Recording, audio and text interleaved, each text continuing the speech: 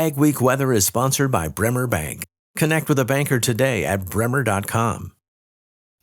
How is the region sitting in terms of soil moisture? Here's John with our Agri-weather outlook.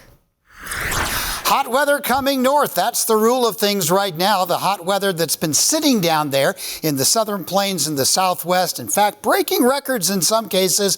It's a very extraordinary heat wave in the southwest, and we're just getting a piece of it moving up into the northern plains. And it looks like we're going to change the tone of our summer a little bit. It was hot in June, cool in July in the northern plains and upper Midwest, and now we're headed back towards some hot weather.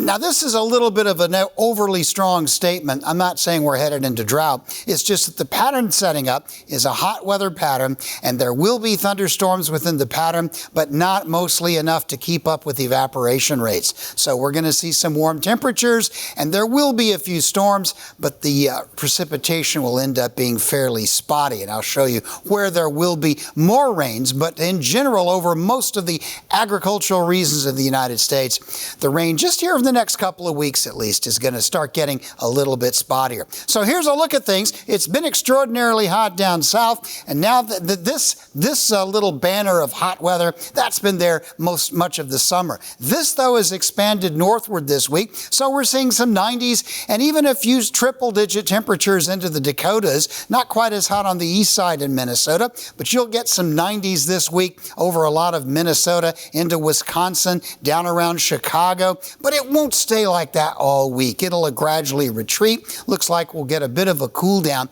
but this general ridge-shaped pattern is here to stay. What's changed? The big Hudson Bay low. It's becoming much smaller and less distinct as it moves up into the northern Canadian Maritimes, allowing for this warm weather pattern to develop.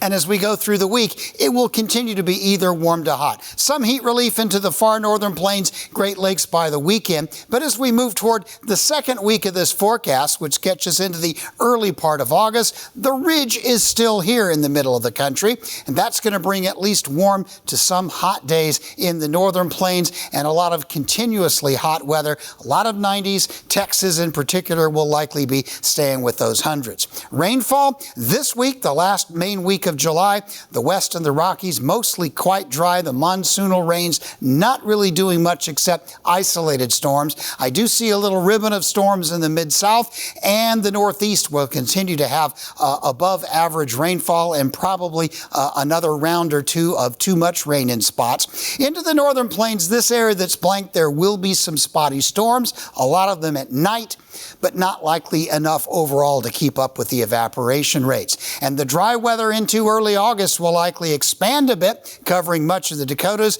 as most of the nation looks a little bit drier as the month starts of August.